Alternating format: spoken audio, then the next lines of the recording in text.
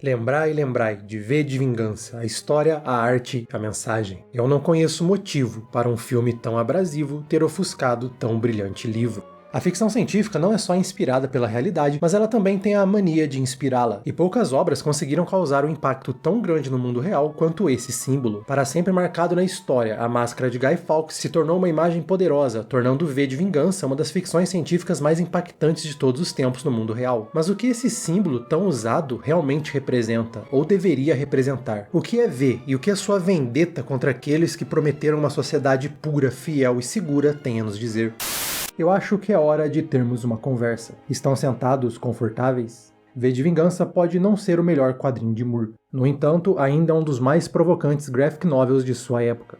De qualquer época, e um símbolo que foi esvaziado nas últimas décadas. Muitas vezes confundido com uma simples história de autoritarismo versus liberdade, que é o seu conflito central, V de Vingança é na verdade uma majestosa história sobre onde reside a fragilidade da liberdade humana, sobre como é fácil usar a imagem de ordem e segurança para amansar uma nação, convencer essa nação a perseguir e exterminar aqueles que os amedrontam, e principalmente sobre os perigos dos símbolos que seguimos. Em uma batalha entre duas ideologias em extremos opostos, Moore entregou muito mais do que propaganda para uma ideia, mas sim uma reflexão sobre como entregamos o destino da nossa vida a hierarquias, como elas podem desmoronar e como o medo de um futuro incerto pode na verdade ser o melhor guia que podemos ter. Por isso eu peço perdão pela interrupção dessa noite, mas queria, junto de vocês, explorar a importância dessa delicada escrita através desse popurrí de palavras pretensiosas, mais pertinentes sobre duas versões de uma obra, prima e precária, pois passível da presunção pragmática do pensar populista político, ela perdeu seu poder e precisa ser novamente prestigiada. Por isso, essa peripécia previsível e passional para dizer boas-vindas ao...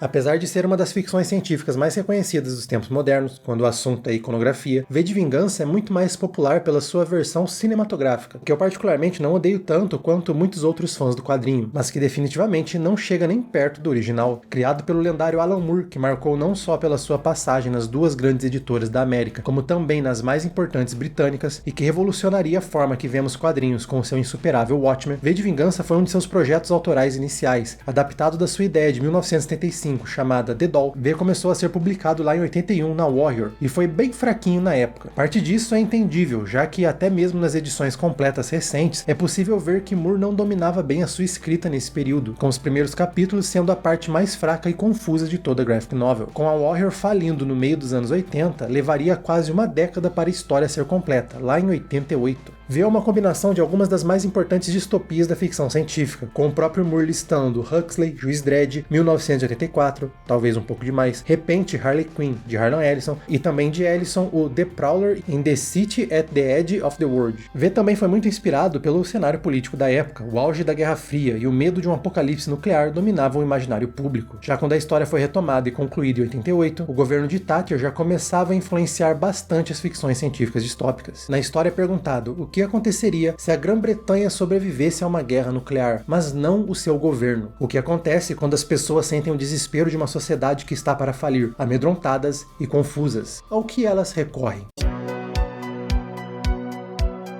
V se passa em uma década de 90 que, em parte, nunca aconteceu. Prevendo uma vitória do Partido Trabalhista em 82, Moore visualizou um futuro em que o partido cumpriria a promessa de remover as armas nucleares da Inglaterra, e como o próprio quadrinho fala, a única promessa que eles realmente cumpriram nesse futuro, o que fez a Inglaterra deixar de ser um alvo das bombas em um conflito nuclear que logo aconteceria. E enquanto os outros países pereceram com a destruição, a Inglaterra ficou quase intacta, mas entrou em um período de caos por causa da queda da economia global e das crises alimentícias. Enquanto o público esperava uma resposta do governo, uma liderança que nunca veio, o caos tomou conta do país, até o surgimento do Northfire, ou o Fogo Nórdico, uma organização de extrema-direita financiada pelas empresas que sobreviveram aos meses de caos, que com seus uniformes, boa aparência e organização, trouxeram o senso de ordem e controle que o público precisava, e então rapidamente assumiram o poder. Com o slogan Força através da pureza, a pureza através da fé, o Northfire faz o que vimos acontecer no passado muitas vezes, culpar um certo grupo de pessoas pelos problemas de um sistema doente. Com isso, eles perseguiram os imigrantes, os homossexuais, os dissidentes políticos, até os não ativos, e passaram a valorizar a pureza do povo anglo-saxão, apagando toda a cultura que não era de sua raça. Sim, o fogo nórdico é uma óbvia referência à Alemanha da década de 30. A narrativa aponta que a história sempre tende a se repetir. Sempre que momentos difíceis surgem, como na República de Weimar, a maioria vai se voltar para o mesmo tipo desesperado de controle e ordem. Mesmo que eles não concordem plenamente com os métodos, a sensação de segurança é uma zona de conforto que vale a consciência pesada. V de Vingança mostra que, uma vez desesperada, sem perspectiva, a tendência é que a sociedade, como animais indefesos, busquem esperança em líderes, em bandeiras, em símbolos e, principalmente,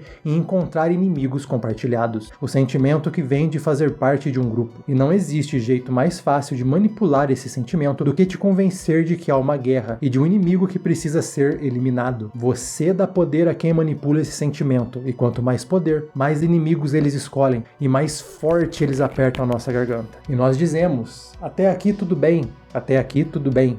Até nós nos tornarmos o inimigo. O Northfire é organizado em seções. A boca, responsável pela propaganda, a orelha, vigilância por escutas, os olhos, vigilância por vídeo, o nariz, os investigadores e o dedo, a ala executiva e polícia secreta do governo. Todos controlados pela cabeça, e a cabeça é controlada pelo líder Adam Susan e o Destino. Um fato curioso sobre esse futuro, que talvez seja até mais presciente do que parecia na época, é que o governo não é comandado exclusivamente pelo ditador Susan, mas pela tecnologia a qual ele adora. O Destino, o supercomputador no centro da cabeça do Northfire. É o culto à lógica da máquina, ao 0 e 1, ao sim e não, a frieza da lógica computacional capaz de ditar tudo e eliminar nuances. Mas o mais importante de tudo é que Destino é um símbolo. Afinal, quem pode argumentar contra o Destino? Para o público, o Destino não é simplesmente uma máquina, é uma entidade que ganhou voz através de Louis Protero e que fala com o público através da rádio, sempre o assegurando de que tudo o que acontece é a vontade do Destino, o que por sua vez torna os cidadãos complacentes com qualquer horror causado pelo sistema. Afinal, não é minha culpa se é vontade do Destino e as ações são do governo, da polícia, do exército. Eu não preciso pensar sobre isso. Moore explora aqui como o sentimento de pertencimento, como o desespero por liderança e o conforto de ter alguém para te guiar são armadilhas que podem levar o cidadão comum a aceitar o que há de mais perigoso. Mas ele também explora como, sutilmente, hierarquias são criadas para justificar essas opressões, nos lugares menos esperados. Os programas mais assistidos dessa Inglaterra do futuro são o herói sci-fi Storm Saxon, o programa de comédia Você Tem Que Rir com a protagonista Brenda e o noticiário 1º de outubro de 2051 é quando começa. Aqueles açougueiros pretos tiveram liberdade por tempo demais. Eles estupram nossas mulheres, queimam nossas casas, roubam nossas propriedades. Mas não, Hyde, porque a partir de hoje, Storm Saxon vai revidar. O programa acompanha as aventuras de Storm Saxon, ou Tempestade Saxônica, para ficar ainda mais claro. É um programa onde o belo Storm protege a Hyde dos canibais que querem usurpar a Inglaterra, enquanto os canibais, com um palavreado chulo falando inglês errado, só querem atacar e abusar da bela moça branca. Você Tem Que Rir é a história de Brenda e Sid. Brenda é o estereótipo da gostosa burra, que sempre se mete em confusões que acabam a deixando à mercê dos olhares ou das mãos masculinas. Os programas são intercalados pelas notícias, dando ênfase na violência, nas gangues que ameaçam a Inglaterra, na desordem, nos perigos, no negativo. A boca do Northfire tem um papel importante em, primeiro, disfarçar de entretenimento as hierarquias sociais e culturais que ela depende para manter o seu poder, e segundo, encher a cabeça das pessoas de medo.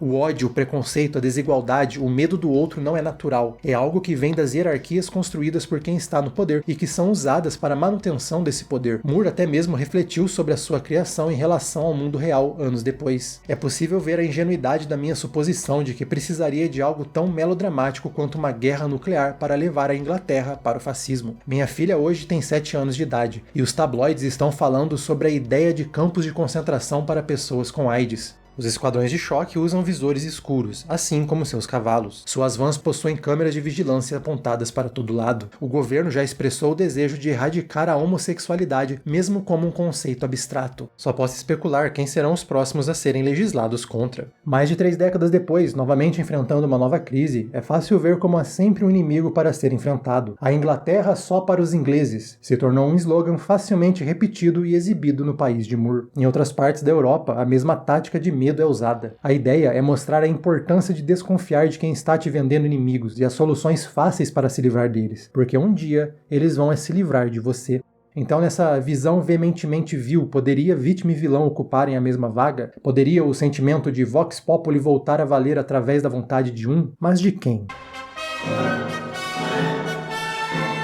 V é uma figura fascinante, tanto dentro quanto fora de seu universo. Ele é o completo oposto de Susan, que por sua vez é tão fascinante quanto o anti-herói. Susan acredita no fascismo, e não com o sentido vazio que a palavra tem hoje, graças à simplificação política que muitos aplicam. O próprio quadrinho fala sobre isso. Quando tudo é fascismo, nada é fascismo. E isso só fortalece a ideologia verdadeira por trás do nome. Para Susan, nada é mais importante que a ordem, e os fins justificam os meios. V é exatamente o mesmo, mas no oposto do espectro. V acredita que a anarquia, o fim de qualquer ordem não voluntária, é a solução, e para ele, os fins justificam os meios. Representando as ideias do próprio Moore, um libertário socialista, V traz a ideia da anarquia em suas ações e nas suas intenções, e como o próprio quadrinho deixa claro, caos e anarquia são duas ideias completamente diferentes. De forma bem simples, a anarquia não é só ser contra o Estado, é ser contra o conceito de qualquer hierarquia, sejam elas geográficas, econômicas, sociais, biológicas, culturais, políticas ou religiosas. Toda hierarquia gera opressão, mesmo aquelas que começam pensando em liberdade. V odeia todo tipo de autoritarismo, todo tipo de autoridade, dos momentos mais negros da humanidade, aquela que prometeu proteger o trabalhador, até aquela que prometia o sonho de liberdade. No entanto, o que V de Vingança realmente entende e expressa sobre a anarquia é que antes da liberdade deve vir a responsabilidade por si mesmo, que a liberdade verdadeira só pode ser alcançada ao, primeiro, aprender a respeitar a liberdade do próximo. Quando ele invade a Jordan Tower, centro da boca do Northfire, V exibe um discurso que compara a humanidade com uma fábrica, que enquanto nós, funcionários, ficamos brigando e discutindo na cantina, os gerentes continuam estragando tudo para todos os outros, que a humanidade teve inúmeras oportunidades de ser a sua própria gestora, mas que vez após vez ela sempre se acovardou e escolheu os símbolos, as bandeiras, as fronteiras, as empresas, as propriedades, os líderes, o controle e a ordem. A segurança de ser afagado pelo conceito de que você não precisa aceitar que a liberdade vem com a culpa de saber que os problemas do mundo também estão na nossa conta. O argumento de V é que vivemos em um ciclo de medo de aceitar a responsabilidade de controlar as nossas vidas, e por isso sempre damos o poder a quem quer esse controle. Por sua vez, essas pessoas criam os medos, tragédias, preconceitos e horrores que nos deixam ainda mais assustados com a responsabilidade de tentar assumir o controle de um avião que está claramente em queda livre. Mas essa é a ideia de V, o que ele apresenta. O que faz dessa graphic novel uma aula de roteiro é como Moore vende a ideia de um lado contra o outro, um definitivamente certo e um definitivamente errado, para depois explorar as camadas de V e aos poucos fazer o leitor pensar sobre o protagonista do que ele está lendo. V é um terrorista, ele explode o parlamento logo na primeira edição, diferente do filme, que é o objetivo final. E enquanto isso pode ser justificado, já que não existe revolução pacífica, aos poucos as suas atitudes se tornam cada vez mais questionáveis, a ponto do próprio quadrinho perguntar: V é realmente um revolucionário ou apenas está procurando uma vingança pessoal? Afinal, o nome não é R de revolução, é V de vingança. Uma das pessoas que ele elimina durante os acontecimentos que acompanhamos é a doutora Delia, doutora de Larkhill, líder dos experimentos nos indesejados na tentativa de encontrar uma cura para todos os patógenos biológicos que poderiam afetar a pureza da Nova Inglaterra. Delia era uma criminosa, sem dúvidas, mas ela foi tão consumida pela culpa que ao ser transferida para Londres, ela dedicou a sua vida a ajudar o máximo de pessoas possível. Ainda assim, ela foi envenenada por V, algo que ela não teme. Na verdade, ela estava ansiosa para acontecer. Delia nos faz questionar se podemos nos redimir pelo nosso passado, ou se há males que nenhuma quantidade de bondade pode reverter. Matá-la pode parecer uma questão fácil de ser resolvida, mas até mesmo V parece entender a complexidade de julgar alguém que pode ter mudado, sendo ela a única vítima que ele trata com respeito e carinho, até mesmo mostrando seu rosto, com ela respondendo que era algo tão belo. Delia também representa parte da filosofia de V. Em Larkhill, ela odeia os internos, não por causa de toda a propaganda do governo, mas porque eles não lutavam, eles apenas aceitavam o que as autoridades diziam. É por isso que ela acha o rosto de V tão belo, mesmo uma vez achando ele tão horrível. É o rosto de quem está lutando contra a tirania. Já no fim de sua vida, Delia representa a base central da ideologia do anti-herói. Ela não culpa o Northfire, ela não culpa a guerra, ela não culpa ninguém a não ser ela mesma pelo que ela fez. Ela assume a responsabilidade pelos seus atos e aceita a consequência de ter feito mal aos outros, provando assim o ponto de V sobre a capacidade de se autogovernar, a capacidade de aceitar as consequências de suas ações que um indivíduo deve ter antes dele pensar em ter liberdade. A morte de Delia é um dos pontos mais altos do quadrinho. Ele prova e questiona o ponto de V, justifica e desafia. É um golpe de genialidade e é o momento da história em que o leitor começa a entender que V de Vingança não é sobre te fazer adorar uma ideia, mas sim questionar todas elas. Eu não queria falar para as pessoas o que pensar, eu só queria falar para elas pensarem. É por isso que V usa uma máscara de um conhecido terrorista e criminoso que, por muito tempo, teve bonecos queimados na Inglaterra, como a tradição de malhar o Judas daqui do Brasil. Brasil. A ambiguidade do simbolismo que a máscara representa é importante no quadrinho. Seria um erro romantizar e explicar o Guy Fawkes na história, da mesma forma que no filme, V salva e abriga Eve, que no quadrinho é uma garota de 16 anos que trabalha na empresa de fabricação de munição, mas por ganhar pouco ela decide se prostituir, e na sua primeira noite é quase morta por homens do dedo. Aliás, o V explode um deles com uma granada em forma de mão falsa. Ele é bem teatral. Com Eve, ele desenvolve uma relação de pai e filha, protetor e protegida, professor e aluna, algo longe do romance que acaba surgindo no filme. V não obriga Eve a fazer nada que ela não concorde plenamente, e quando ele pede a ajuda dela para encurralar o Bispo Lilliman, Eve depois se recusa a fazer qualquer coisa que ajude V a matar alguém de novo, e ele simplesmente a deixa ir. Do lado de fora, perdida, Eve busca um lugar para ficar, mas já absorvendo parte do que aprendeu com V, ela se recusa a se submeter a uma situação hierárquica para encontrar segurança. Então ela acaba encontrando Gordon, um homem mais velho, mas que a respeita e ela o respeita igualmente. Gordon é um contrabandista de material proibido pelo Northfire, e por isso tem aliados nada amigáveis, no submundo e dentro do governo. Mas quando um de seus aliados do contrabando o trai para aumentar os seus lucros, e Gordon é assassinado, Eve acaba optando pela vingança. Mas antes dela conseguir cumprir o seu plano, ela é capturada por uma figura misteriosa. Eve acaba sendo interrogada e torturada, mantida em uma cela úmida e escura até que ela entregue a identidade e localização do codinome V. Eve só tem duas companhias em sua cela, um rato e uma carta que ela encontra escrita pela atriz Valerie Page, contando a sua história de vida, sobre a mulher com quem ela se casou e como elas foram presas pelo Northfire, e a carta de Valerie se torna parte muito importante de Eve. Eu morrerei aqui.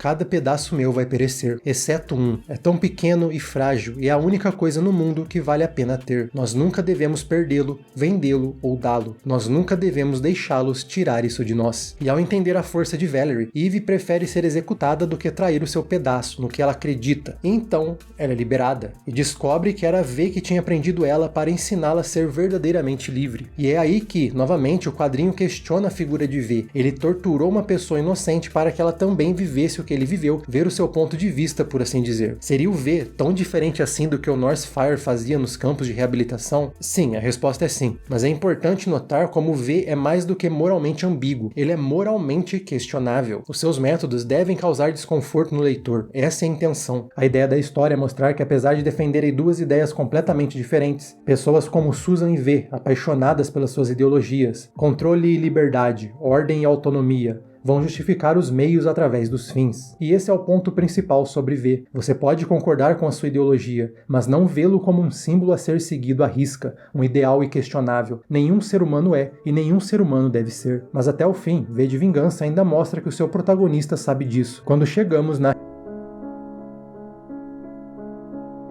V de Vingança se passa durante vários meses, com V eliminando partes importantes do governo e a história nos mostrando os efeitos de suas decisões. Por isso que a alegoria do dominó é tão importante nessa versão. A revolução não é movida apenas por V, ele apenas moveu algumas peças. Peças importantes, mas apenas peças. A coisa mais importante que V faz, além de falar diretamente com o público, é plantar as sementes do seu anarquismo e mostrar as falhas da hierarquia. Ele faz isso atacando diretamente os símbolos desse regime. Primeiro ao sequestrar Louis Protero e o torturar, o relembrando de seu período como comandante de Larkhill, e ao queimar a sua coleção de bonecas, a ponto dele enlouquecer e nunca mais conseguir falar normalmente, fazendo então o destino perder a sua voz, enfraquecendo a fé das pessoas em um símbolo tão poderoso. Susan é apaixonado pelo destino, literalmente, também presciente sobre tecnocratas no nosso presente, que veem mais vida na tecnologia do que nas pessoas. No entanto, um dia as pessoas de Londres começam a receber cartas de amor enviadas pelo supercomputador, deixando todo mundo confuso com o que estava acontecendo. Logo, o nariz entende o que está acontecendo.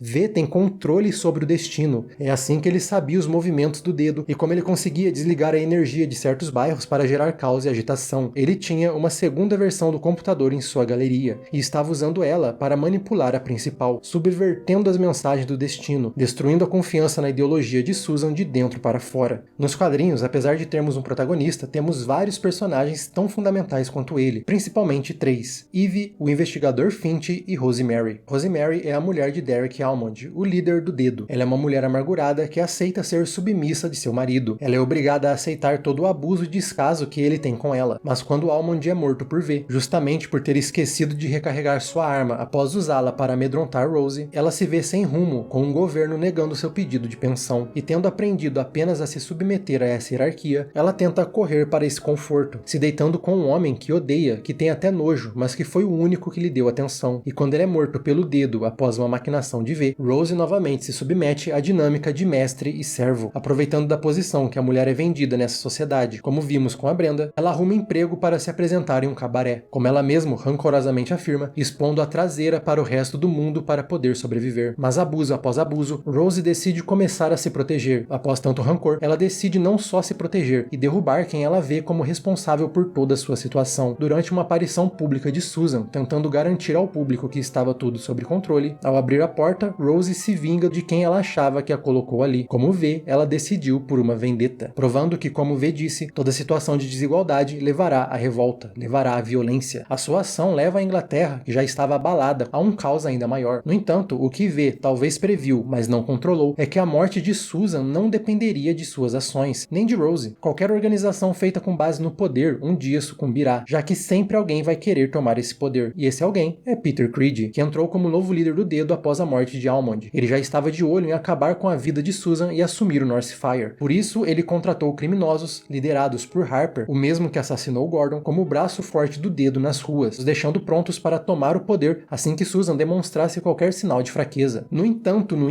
Ellen Heyer, mulher do líder dos Olhos, também tinha a mesma ideia, uma mulher forte e dominadora, que tinha o seu marido como submisso, que usava ele como um peão. Ela estava movendo os pauzinhos para colocar o esposo no poder antes que Creed completasse o seu plano. E como em uma organização que se valoriza lucro acima de tudo, não existe lealdade, ela paga a Harper o dobro de Creed para ele trair seu chefe na hora certa. E quando chega a hora em que Creed acredita que finalmente está no poder, Harper acaba com ele usando a sua navalha, já que não valia a pena nem desperdiçar a bala. Mas quando Harper vai até Ellen para comemorar na cama, como eles vinham fazendo, ele encontra com o marido dela, Conrad, que graças a V, descobriu que a sua esposa estava o traindo, e ambos morrem em uma luta por poder. Curiosamente, não por vingança, mas porque Conrad queria provar que era o homem mais forte. Com Conrad morto, Ellen não tem mais um peão para colocar no poder e controlar. Todos os planos de Creed, Harper e Ellen caem por terra, com participação mínima de V. O quadrinho nos mostra que toda estrutura baseada em poder acima do outro, ela é frágil, porque quem tem o poder vai fazer de tudo para mantê-lo e aumentá-lo, e quem não tem vai buscar qualquer oportunidade de tomá-lo, e tudo que temos no fim é terra arrasada.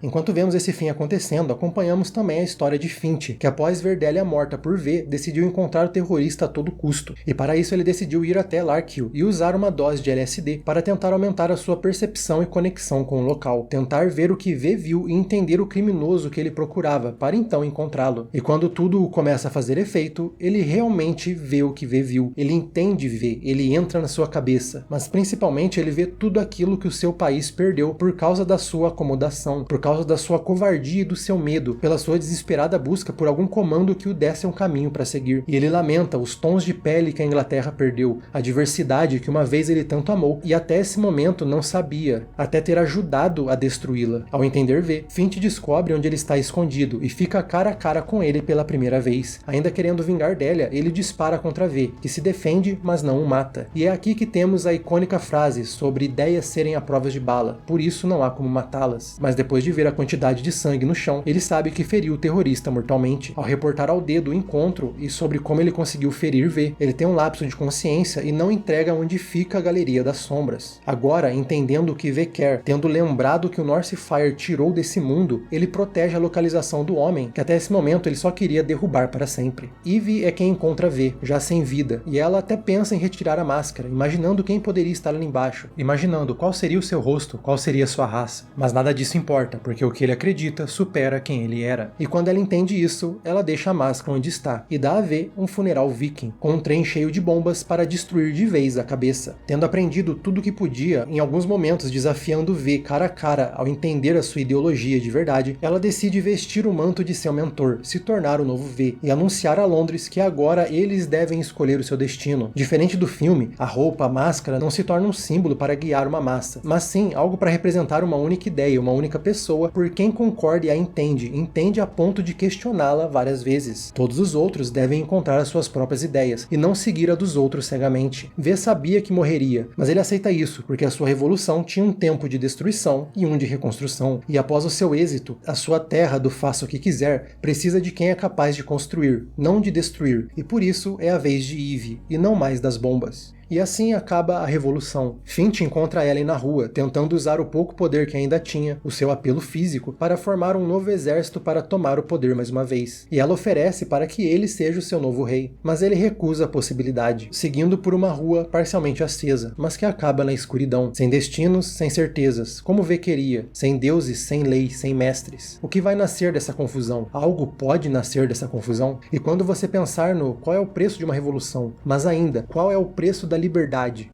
Pense nessa imagem.